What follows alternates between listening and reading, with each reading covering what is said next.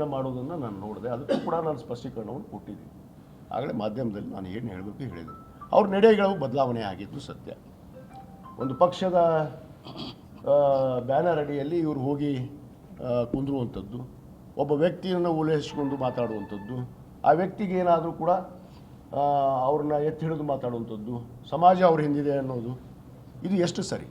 ಸಮಾಜದವ್ರು ಭಾಳಷ್ಟು ಜನ ಅನ್ಯಾಯ ಆಗಿದೆ. ಇದೇ ಗೋಕಾಕದಲ್ಲಿ ಮೊನ್ನೆ ತಾನೆ ಕಳೆದ ವಾರ ಒಂದು ದೊಡ್ಡ ಗಲಾಟೆ ಆಗಿದೆ, ನಮ್ಮವ್ರ ಮೇಲೆ ಹಲ್ಲೆ ಆಗಿದೆ. ಅಲ್ಲಿ ನಮ್ಮ ಪೂಜ್ಯರು ಹೋಗಬೇಕಾಗಿತ್ತು, ಅವ್ರಿಗೆ ಸಾಂತ್ವನ ಹೇಳಬೇಕಾಗಿತ್ತು. ಅನೇಕ ಕಡೆ ನಡೆದಿದೆ. ನಮ್ಮ ಸಮಾಜದವ್ರ ಮೇಲೆ ಕೆಲವಷ್ಟು ದೌರ್ಜನ್ಯಗಳು ನಡೆದಾವೆ, ದಬ್ಬಾಳಿಕೆ ನಡೆದಾವ, ಅಲ್ಲಿ FIR ಆಗಿದ್ದಾವೆ. ಅವ್ರಿಗೆ ಹೋಗಿ ಸಾಂತ್ವನವನ್ನು ಹೇಳಿಲ್ಲ ಇವರು. ಆದರೆ ಇಲ್ಲಿ ಬಂದುಬಿಟ್ಟು ಏಕಾಏಕಿ ನನ್ನ ಮೇಲೆ ಆಪಾದ ಗೂಬಿ ಕುಂದಿರಿಸಿ ಇವರು ಪ್ರಚಾರ ಪಡಿಬೇಕು ಅನ್ನೋದು ಒಂದೇ ಉದ್ದೇಶ. ಇವರು ಪ್ರಚಾರ ಪ್ರಿಯರು ಅನ್ನೋದು ಇಡೀ ನಾಡಿಗೆ ಗೊತ್ತಿದೆ, ತಮಗೂ ಗೊತ್ತಿರುವಂಥದ್ದು. ಯಾಕಂದರೆ 24 ತಾಸು ಲೈವ್ ಫೇಸ್ಬುಕ್, ವಾಟ್ಸಪ್, ಮಾಧ್ಯಮ ಇದೊಂದೇ ಟಾರ್ಗೆಟ್ ಅಲ್ಲ. ಇಲ್ಲಿ ಒಂದು ಟ್ರಸ್ಟ್ ಆದ ಮೇಲೆ ಟ್ರಸ್ಟದಲ್ಲಿ ಕೆಲವಷ್ಟು ಏನೋ ಕಂಡೀಷನ್ಸ್ ಇದ್ದಾವೆ. ಯಾವ ರೀತಿ ಗುರುಗಳು ಇರಬೇಕು, ಯಾವ ರೀತಿ ಧರ್ಮದರ್ಶಿ ಇರಬೇಕು, ಯಾವ ರೀತಿ ಮಠವನ್ನು ನಡಿಬೇಕು, ಯಾವ ತತ್ವ ಸಿದ್ಧಾಂತದ ಮೇಲೆ ಮಠ ನಡಿಬೇಕು. ಯಾಕಂದರೆ ಪವಿತ್ರವಾದ ಅಣ್ಣ ಬಸವಣ್ಣನವರ ಒಂದು ಕ್ಷೇತ್ರದಲ್ಲಿ, ಅದಕ್ಕೆ ಅಣ್ಣ ಬಸವಣ್ಣನವರು ಒಂದು ಮಾತು ಹೇಳ್ತಾರೆ, ಅದನ್ನು ಹೇಳಬೇಕಂತ ಇಚ್ಛೆ ಪಡ್ತೀನಿ ತಮ್ಮ ಮುಂದೆ. ಲೋಕದ ಡೊಂಕನ್ನು ನೀವೇ ಕೆತ್ತಿದ್ದೀರಿ, ಲೋಕದ ಡೊಂಕನ್ನು ನೀವೇ ಕೆತ್ತಿದ್ದೀರಿ, ನಿಮ್ಮ ಮನವನ್ನು ಸಂತೈಸಿಕೊಳ್ಳಿ, ನಿಮ್ಮ ತನವನ್ನು ಸಂತೈಸಿಕೊಳ್ಳಿ ಅಂತ ಹೇಳ್ತಾರೆ ಅಣ್ಣ ಬಸವಣ್ಣ. ಇವರು ಲೋಕದ ಡೊಂಕನ್ನು ತೆಗೆದಕ್ಕೆ ಯಾರು? ನಾವು ಯಾರು?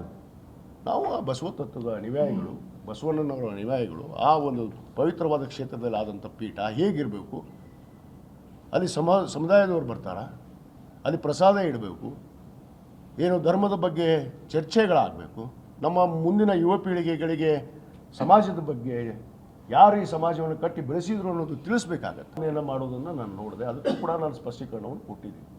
ಆಗಲೇ ಮಾಧ್ಯಮದಲ್ಲಿ ನಾನು ಏನು ಹೇಳಬೇಕು ಹೇಳಿದೆ. ಅವ್ರ ನಡೆಗಳು ಬದಲಾವಣೆ ಆಗಿದ್ದು ಸತ್ಯ. ಒಂದು ಪಕ್ಷದ ಬ್ಯಾನರ್ ಅಡಿಯಲ್ಲಿ ಇವರು ಹೋಗಿ ಕುಂದ್ರುವಂಥದ್ದು, ಒಬ್ಬ ವ್ಯಕ್ತಿಯನ್ನು ಉಲ್ಲೇಖಿಸಿಕೊಂಡು ಮಾತಾಡುವಂಥದ್ದು, ಆ ವ್ಯಕ್ತಿಗೆ ಏನಾದರೂ ಕೂಡ ಅವ್ರನ್ನ ಎತ್ತಿ ಹಿಡಿದು ಮಾತಾಡುವಂಥದ್ದು, ಸಮಾಜ ಅವ್ರ ಹಿಂದಿದೆ ಅನ್ನೋದು, ಇದು ಎಷ್ಟು ಸರಿ? ಸಮಾಜದವ್ರು ಭಾಳಷ್ಟು ಜನ ಅನ್ಯಾಯ ಆಗಿದೆ. ಇದೇ ಗೋಕಾಕದಲ್ಲಿ ಮೊನ್ನೆ ತಾನೆ ಕಳೆದ ವಾರ ಒಂದು ದೊಡ್ಡ ಗಲಾಟೆ ಆಗಿದೆ, ನಮ್ಮವ್ರ ಮೇಲೆ ಹಲ್ಲೆ ಆಗಿದೆ. ಅಲ್ಲಿ ನಮ್ಮ ಪೂಜ್ಯರು ಹೋಗಬೇಕಾಗಿತ್ತು, ಅವ್ರಿಗೆ ಸಾಂತ್ವನ ಹೇಳಬೇಕಾಗಿತ್ತು. ಅನೇಕ ಕಡೆ ನಡೆದಿದೆ. ನಮ್ಮ ಸಮಾಜದವ್ರ ಮೇಲೆ ಕೆಲವಷ್ಟು ದೌರ್ಜನ್ಯಗಳು ನಡೆದಾವೆ, ದಬ್ಬಾಳಿಕೆ ನಡೆದಾವೆ, ಅಲ್ಲಿ FIR ಆಗಿದ್ದಾವೆ. ಅವ್ರಿಗೆ ಹೋಗಿ ಸಾಂತ್ವನವನ್ನು ಹೇಳಿಲ್ಲ ಇವರು. ಆದರೆ ಇಲ್ಲಿ ಬಂದುಬಿಟ್ಟು ಏಕಾಏಕಿ ನನ್ನ ಮೇಲೆ ಆಪಾದ ಗೂಬಿ ಕುಂದಿರಿಸಿ ಇವರು ಪ್ರಚಾರ ಪಡಿಬೇಕು ಅನ್ನೋದು ಒಂದೇ ಉದ್ದೇಶ. ಇವರು ಪ್ರಚಾರ ಪ್ರಿಯರು ಅನ್ನೋದು ಇಡೀ ನಾಡಿಗೆ ಗೊತ್ತಿದೆ, ತಮಗೂ ಗೊತ್ತಿರುವಂಥದ್ದು. ಯಾಕಂದರೆ 24 ತಾಸು ಲೈವ್ ಫೇಸ್ಬುಕ್, ವಾಟ್ಸಪ್, ಮಾಧ್ಯಮ ಇದೊಂದೇ ಟಾರ್ಗೆಟ್ ಅಲ್ಲ. ಇಲ್ಲಿ ಒಂದು ಟ್ರಸ್ಟ್ ಆದ ಮೇಲೆ ಟ್ರಸ್ಟದಲ್ಲಿ ಕೆಲವಷ್ಟು ಏನೋ ಕಂಡೀಷನ್ಸ್ ಇದ್ದಾವೆ. ಯಾವ ರೀತಿ ಗುರುಗಳು ಇರಬೇಕು, ಯಾವ ರೀತಿ ಧರ್ಮದರ್ಶಿ ಇರಬೇಕು, ಯಾವ ರೀತಿ ಮಠವನ್ನು ನಡಿಬೇಕು, ಯಾವ ತತ್ವ ಸಿದ್ಧಾಂತದ ಮೇಲೆ ಮಠ ನಡಿಬೇಕು.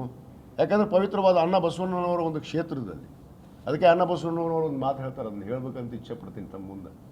ಲೋಕದ ಡೊಂಕನ್ನು ನೀವೇ ಕೆತ್ತಿದ್ದೀರಿ, ಲೋಕದ ಡೊಂಕನ್ನು ನೀವೇ ಕೆತ್ತಿದ್ದೀರಿ, ನಿಮ್ಮ ಮನವನ್ನು ಸಂತೈಸಿಕೊಳ್ಳಿ, ನಿಮ್ಮ ತನವನ್ನು ಸಂತೈಸಿಕೊಳ್ಳಿ ಅಂತ ಹೇಳ್ತಾರೆ ಅಣ್ಣ ಬಸವಣ್ಣ. ಇವರು ಲೋಕದ ಡೊಂಕನ್ನು ತೆಗೆದಕ್ಕೆ ಯಾರು? ನಾವು ಯಾರು? ನಾವು ಆ ಬಸವ ತತ್ವದ ಅನುಯಾಯಿಗಳು, ಬಸವಣ್ಣನವರ ಅನುಯಾಯಿಗಳು. ಆ ಒಂದು ಪವಿತ್ರವಾದ ಕ್ಷೇತ್ರದಲ್ಲಿ ಆದಂಥ ಪೀಠ ಹೇಗಿರಬೇಕು, ಅಲ್ಲಿ ಸಮುದಾಯದವ್ರು ಬರ್ತಾರ, ಅಲ್ಲಿ ಪ್ರಸಾದ ಇಡಬೇಕು, ಏನು ಧರ್ಮದ ಬಗ್ಗೆ ಚರ್ಚೆಗಳಾಗಬೇಕು, ನಮ್ಮ ಮುಂದಿನ ಯುವ ಪೀಳಿಗೆಗಳಿಗೆ ಸಮಾಜದ ಬಗ್ಗೆ ಯಾರು ಈ ಸಮಾಜವನ್ನು ಕಟ್ಟಿ ಬೆಳೆಸಿದ್ರು ಅನ್ನೋದು ತಿಳಿಸ್ಬೇಕಾಗತ್ತೆ.